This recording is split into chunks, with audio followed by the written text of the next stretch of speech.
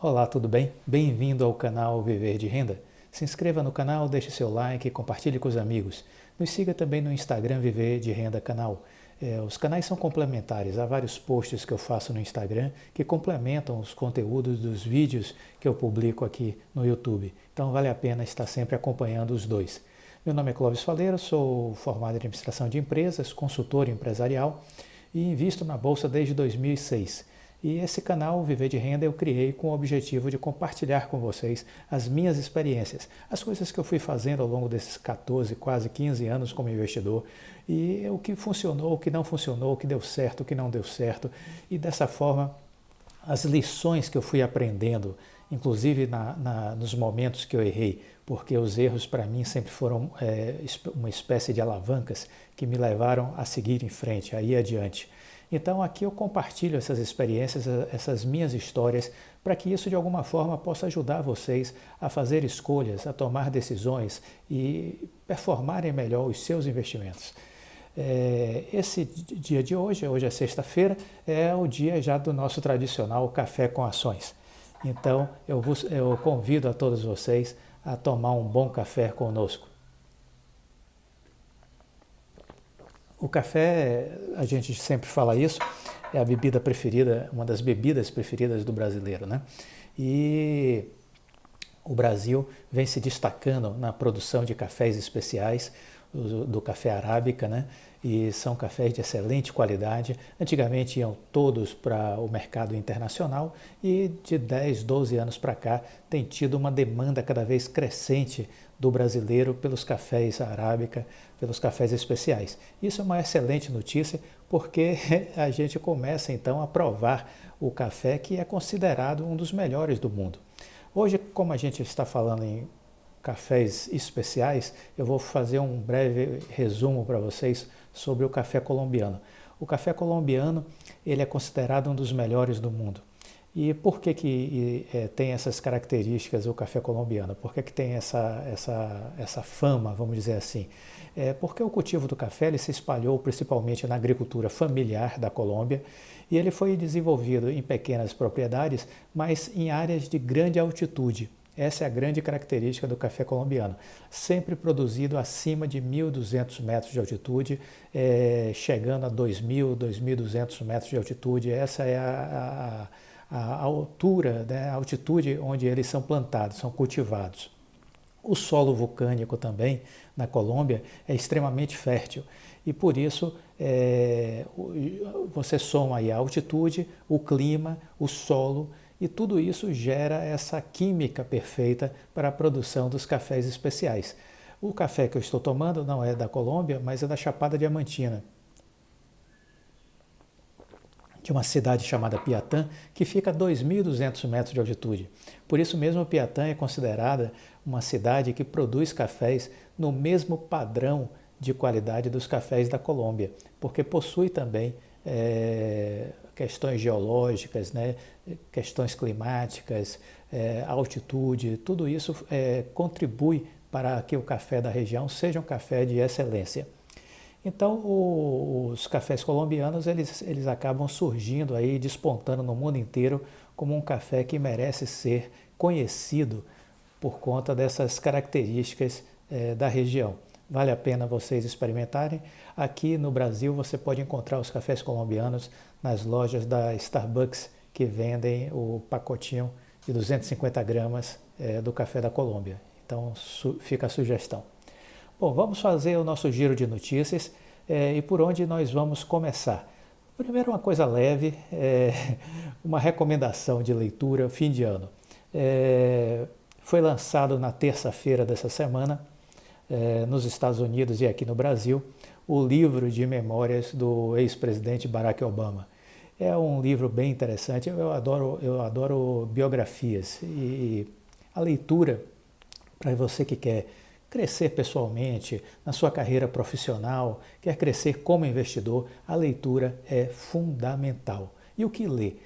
Se você é investidor, você precisa ler coisas sobre a história contemporânea, sobre a história mundial, precisa ler sobre os grandes líderes da nossa história, tanto os do passado como os do presente, da atualidade. Então, desse modo, eu acredito que esse é um excelente presente de fim de ano, vocês lerem o livro do Barack Obama, porque ele, primeiro, é uma questão histórica, né? O primeiro negro a chegar à presidência da República dos Estados Unidos, né? Isso é uma coisa realmente inusitada e que merece, né, a nossa curiosidade e a nossa atenção.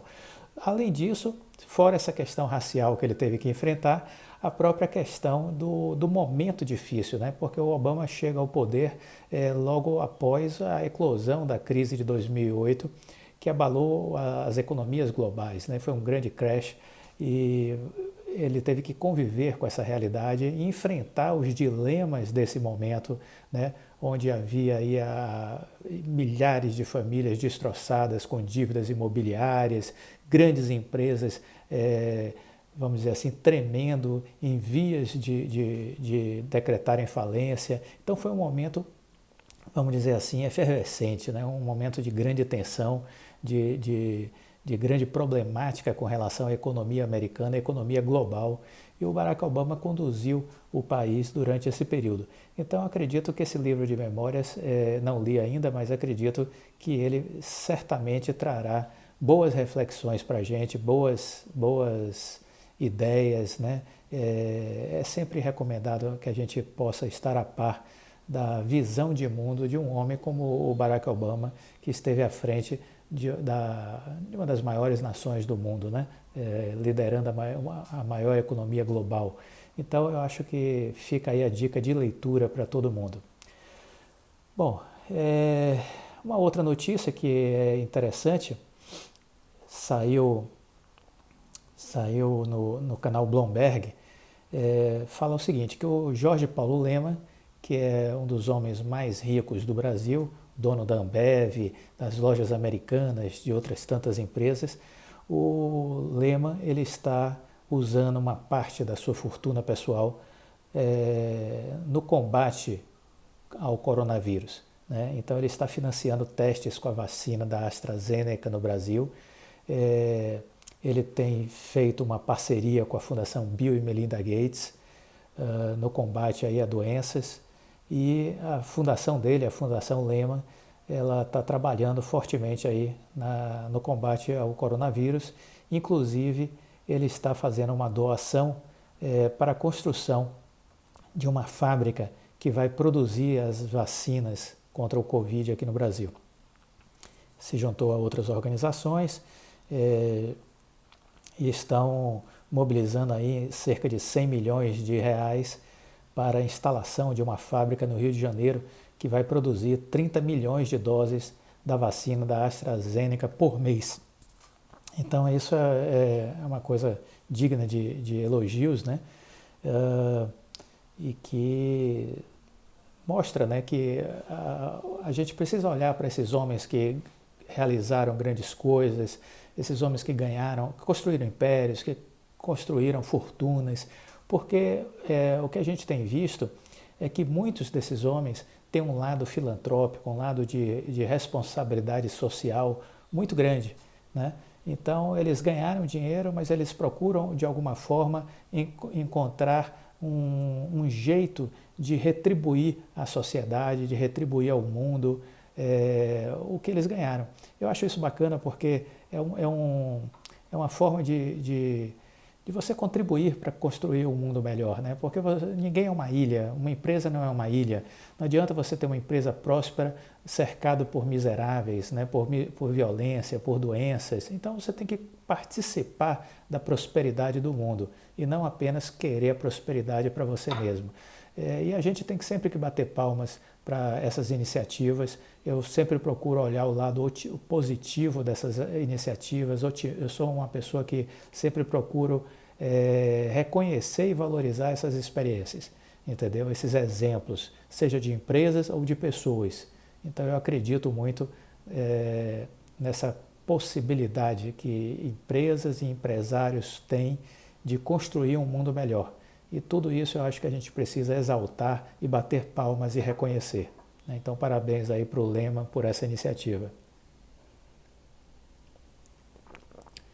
Bom, outra coisa que a gente vai falar no nosso giro aí de notícias e informações, porque o nosso canal, o Viver de Renda, ele criou o Café com Ações para a gente eu mostrar para vocês como é que eu seleciono ao longo dos dias informações e notícias que de alguma forma vão contribuir para a manutenção da minha estratégia, para a revisão da minha estratégia de investimentos, entendeu? Então aqui eu estou compartilhando com vocês o que me chama a atenção enquanto investidor, certo? E aí saiu uma notícia também no Bloomberg, vocês devem estar observando que é um canal que eu acompanho bastante, né? É um canal do americano Michael Bloomberg, um bilionário, e ele tem um canal especializado nessa área de economia. E aí ele traz uma notícia também recente, do dia 18 de novembro, dessa semana, portanto, uma declaração do JP Morgan, que é um dos bancos de investimentos, grandes bancos de investimentos americanos. Estamos extremamente otimistas com relação às ações, dívidas e moedas de mercados emergentes. Os mercados emergentes estão prontos para um rally nos próximos anos. Após um longo período de retornos decepcionantes, disse o relatório do JP Morgan Chase. A estrategista de mercado global do banco disse que a classe de ativos se beneficiará de uma recuperação cíclica da economia global impulsionada pelos avanços das vacinas contra a Covid. O retorno de uma política externa também mais ortodoxa sob o presidente eleito dos Estados Unidos, Joe Biden, bem como os bancos centrais com políticas mais acomodatícias e de estímulo ao crédito, fornecem suporte adicional a esse novo crescimento econômico que está sendo previsto a partir de 2021. Há muitas estrelas se alinhando para os mercados emergentes. Então estamos extremamente otimistas com relação às ações, às dívidas e às moedas desses países. Os investidores e analistas de outras empresas de investimentos, como a BlackRock, o Goldman Sachs, a Renaissance Capital, também destacam oportunidades em mercados emergentes após as eleições dos Estados Unidos.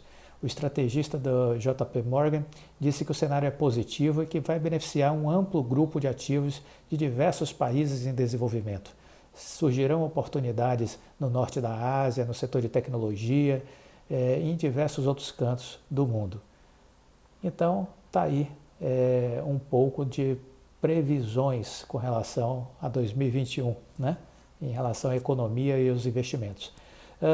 Outra coisa foi o CEO da BlackRock, deu uma entrevista no canal Bloomberg no dia 19, dizendo: o Joe Biden é a voz da razão que os mercados precisam. Essa é a declaração de Larry Fink, que é o CEO da BlackRock. E o que é que ele disse? O diretor-presidente da BlackRock disse que a vitória de Joe Biden nas eleições dos Estados Unidos vai incentivar os investidores que desejam estabilidade e menos tensões geopolíticas. Eles procuram por uma voz que modere, não uma voz que incite, disse Fink no evento Bloomberg New Economy Forum, transmitido na quinta-feira em Hong Kong. O presidente eleito Biden pode ser essa voz da razão. Ele continuou: o mercado é encorajado para ter um líder agora que é mais inclusivo, um líder que provavelmente poderia trazer um pouco mais de harmonia global. A BlackRock é a maior gestora de ativos do mundo. Maior gestora de ativos do mundo. Eles administram nada mais, nada menos do que 7,8 trilhões de dólares. Ok? 7,8 trilhões de dólares. É isso que a BlackRock administra. Então veja que essa notícia é extremamente relevante. Estamos falando aí do CEO da empresa, né, destacando um cenário positivo para o mundo dos investimentos a partir do ano que vem. E dizendo o que eu já vinha falando aqui, quem acompanha o Café com Ações sabe disso, que eu já vinha destacando antes das eleições do presidenciais, de que essa virada de chave nos Estados Unidos seria muito importante e que não causaria pânico nos mercados, embora aqui todo mundo dissesse que, muita gente dizia que as bolsas iam derreter. Balela, interpretação equivocada, né? E ele dizendo que os mercados gostam de cautela, gostam de prudência, né? Então, Veja aqui que ele deixa isso muito claro, né? Os mercados procuram uma voz que modere, não uma voz que incite. Então, isso está dizendo o CEO da BlackRock, essa empresa de investimentos que administra 7,8 trilhões de dólares. Então, é isso que eu tenho que escutar, é isso que eu tenho que ouvir. Isso é música para os meus ouvidos. Entendeu? Isso é música para os meus ouvidos. O que não é música para os meus ouvidos é essa outra matéria que saiu essa semana, que é, no caso, uma matéria sobre a agência de classificação de risco, a Fitch. Ela não avaliou bem a situação do Brasil. A agência de classificação de risco Fitch mantém a nota do Brasil em BB- com perspectiva negativa. A nota do Brasil é sustentada por sua grande e diversificada economia, capacidade de absorver choques externos e que ajuda por ter uma taxa de câmbio flexível. Por outro lado, a agência entende que há um alto e crescente risco com relação à questão fiscal do país, em função do endividamento dos governos, não só o governo federal, como os governos dos estados e dos municípios, e que tem visto um cenário político difícil que tem impedido o progresso das reformas fiscais e econômicas. A gente também tem falado sobre isso aqui no Café com Ações, que a política está flertando com o caos.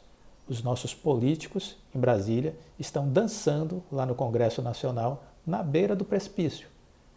Só que eles não vão cair sozinhos, né? Vai cair todo mundo, vai cair todos os brasileiros juntos, se eles errarem o passo e despencarem nesse precipício.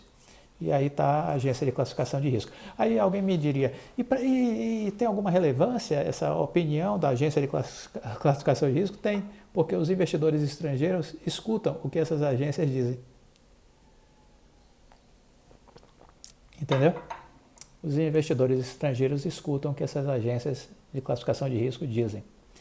Então é importante que a gente esteja atento a esses movimentos. Ok? Bom, para finalizar o nosso Café com Ações, eu queria comentar com vocês sobre o crescimento do número de acionistas na Bolsa de Valores. Isso é uma excelente notícia, né? E diga-se de passagem que se não fosse esse crescimento de pessoas físicas na Bolsa, nós não estaríamos acima dos 100 mil pontos, né? Como estamos. Estaríamos lá embaixo, em torno de 60 mil, porque o estrangeiro saiu da Bolsa desde 2015. Desde 2015, o investidor estrangeiro, ano após ano, vem saindo da Bolsa de Valores. O que compensou é que, ano após ano, vem subindo o número de pessoas físicas na Bolsa de Valores. Isso é importante. Então, nós ganhamos esse ano já 1 milhão de pessoas físicas na Bolsa de Valores. Estamos chegando a 3 milhões de investidores na Bolsa, né?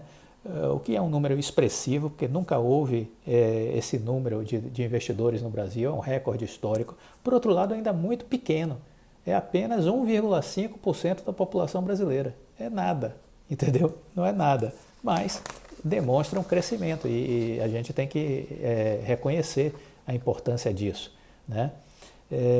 Obviamente, a queda da taxa Selic foi uma das coisas que impulsionou essa entrada na Bolsa. E uma outra coisa que chama atenção é o perfil cada vez mais jovem do investidor na Bolsa. Então, esse é um outro dado que chama atenção. Hoje, de cada 10 CPFs, 6 estão com a faixa etária entre 16 e 45 anos. Então, isso é uma coisa muito interessante, o crescimento desse público mais jovem, vamos dizer assim, na Bolsa de Valores, porque geralmente essa turma ficava de fora. E o que é que a gente vê também que chama atenção? A rede social tem sido uma grande estimuladora também desse movimento, né? O que tem saído em Facebook, Instagram, LinkedIn,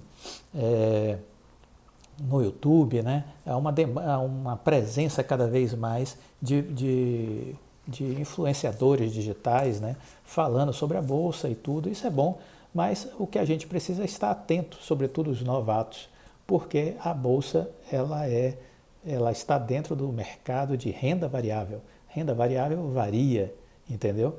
Então ela não é uma subida contínua, há correções. E você precisa saber o que você está fazendo, precisa saber o que está acontecendo. Porque se você estiver feito um cego na Bolsa de Valores, você vai perder dinheiro. Se você estiver feito um cego na Bolsa de Valores, você vai perder o seu dinheiro. E pode perder todo o seu dinheiro, entendeu? Então é preciso investir em conhecimento. Você precisa investir no seu conhecimento. Os novatos estão em busca de oportunidade, de lucros no mercado de capital, mas têm pouca ou nenhuma familiaridade com os mecanismos e sutilezas do mercado de ações. Estão ávidos por informações, só que há muita porcaria na internet. Há muita informação desencontrada, muita gente que não tem experiência falando sobre o que não conhece, fazendo-se de experiente, entendeu? E muito vendedor de ilusão, muito golpista, criando pirâmides financeiras. Então, cuidado com as redes sociais, cuidado com a internet. Então, é extremamente importante que as pessoas busquem conhecimento nessa sua ânsia de entrar no mercado financeiro, que busque o conhecimento, entendeu? Essa matéria que eu estou olhando aqui saiu na Veja, na verdade, e estava falando exatamente sobre essa euforia do mercado de capitais, que tem tido muita gente nos canais, inclusive pessoas tipo a Gabriela Pugliese, que era uma pessoa conhecida pela parte aí de conselhos sobre saúde, sobre alimentação, e que agora se coloca como day trade. Então, é preciso ter muito cuidado, entendeu? Com quem você segue, o que você escuta, entendeu? Porque as pessoas às vezes se colocam, usam sua fama para falar sobre determinadas coisas, mas necessariamente elas não têm experiência para falar sobre aquilo, entendeu? Então é muito importante que você tenha cuidado com essa ânsia, essa euforia do mercado de ações, né?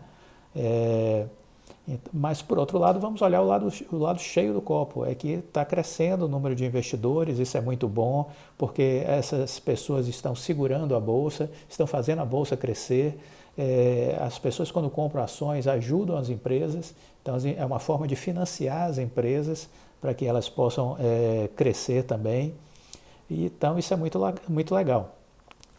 A gente já está com 3 milhões de investidores, 75% dos investidores são homens, 25% mulheres, 25%. O público feminino está crescendo também.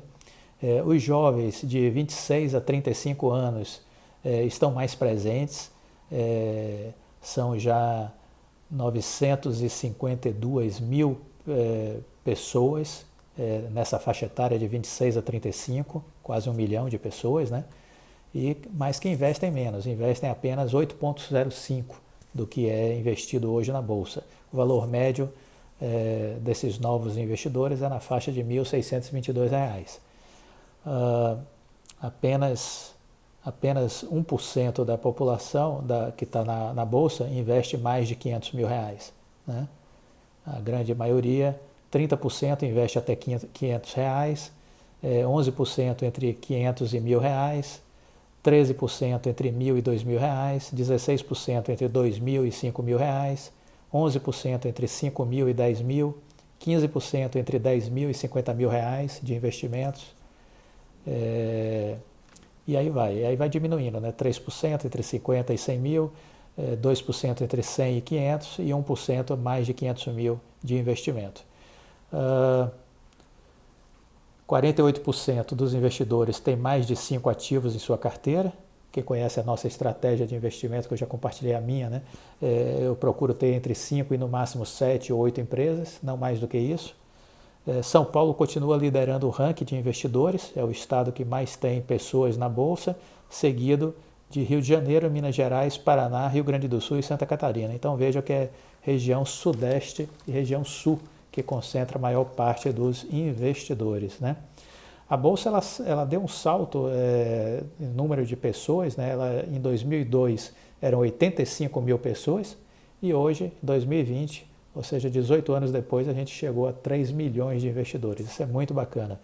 Fico feliz em ver que o brasileiro está saindo da renda fixa, saindo da caderneta de poupança, que isso não leva ninguém a lugar nenhum. e investiram na bolsa, porque é aí que eu acredito que por aí é que eu acredito que passa o caminho da riqueza, pela bolsa de valores. Nos Estados Unidos, eu falei, né, aqui são 1,5% da população investindo na bolsa. Nos Estados Unidos, é 55% da população.